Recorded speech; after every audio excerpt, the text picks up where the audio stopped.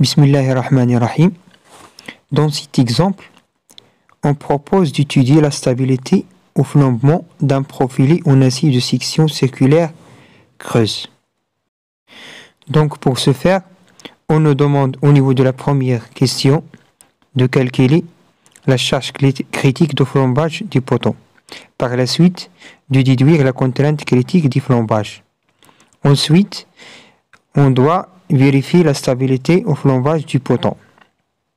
Et au niveau de la quatrième question, si le poteau n'est pas stable, on se propose de déterminer la valeur T qui permet au poteau d'être stable.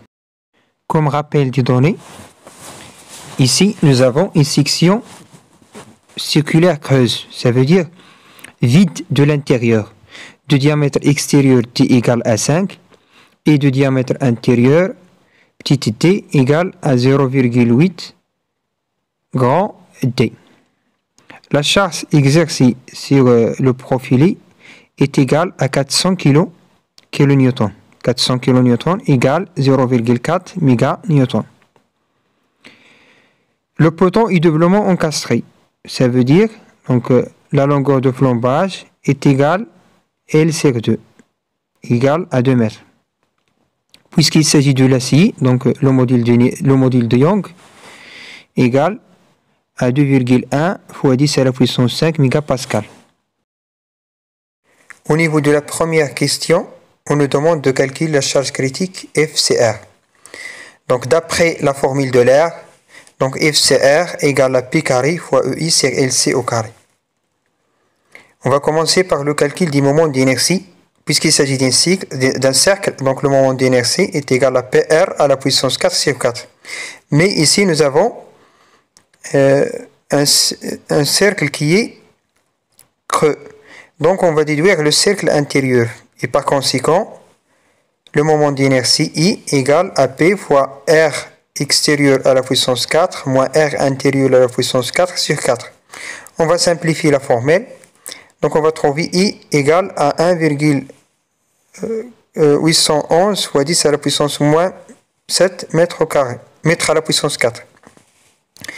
Et nous avons le module de rigidité des matériaux égal à 210 000 mégapascal. On va faire l'application numérique. Donc, on va garder toujours les unités avec le mégapascal et le mètre pour obtenir le méganewton au niveau de la force. Donc, la force critique est égale en méganewton 0,02987 méganewton. Donc, il est égal à 29,87 kN. Pour la deuxième question, on va déduire la contrainte critique à partir de la force critique. Donc, la contrainte critique est égale à la force critique sur la surface. On va calculer d'abord la surface. Ici, il s'agit d'un cercle creux. Donc, une section à cercle creux. Pour la surface, elle est égale à P fois le rayon extérieur au carré, moins le rayon intérieur au carré. On va simplifier bien sûr la formule et faire le calcul nécessaire. On va obtenir S égale à 7,06858 fois 10 à la puissance moins 4 mètres au carré. Par la suite, on va déduire la contrainte critique. Donc la contrainte critique, elle est égale en kilopascal à 1414,71 kilopascal. Pourquoi le kilopascal? Parce que on a ici la force en kilonewton. Si le mètre carré, ça va donner le kilopascal.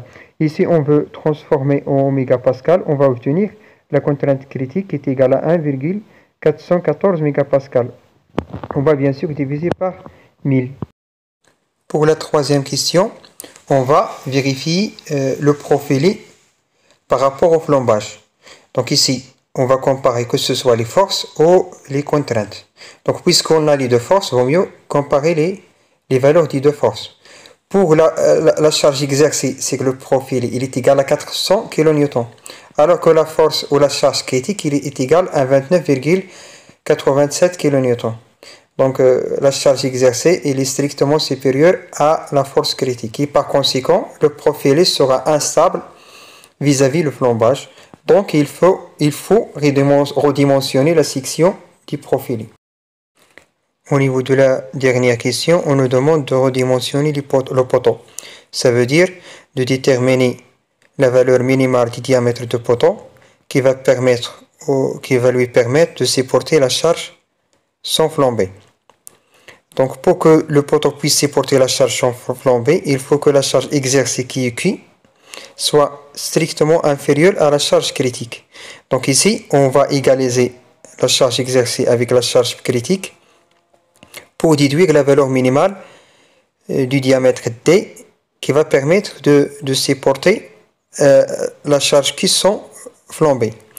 Donc ici, on a effectué les calculs nécessaires, on a simplifié, d'accord, on a obtenu D égale à 0,0718 mètres et il est égal en centimètres à 7,18 cm. Donc on va prendre par exemple comme valeur minimale D égale à 7,20 cm. Comme ça, avec cette valeur, le poteau peut supporter la charge Q sans flamber. Merci pour votre attention.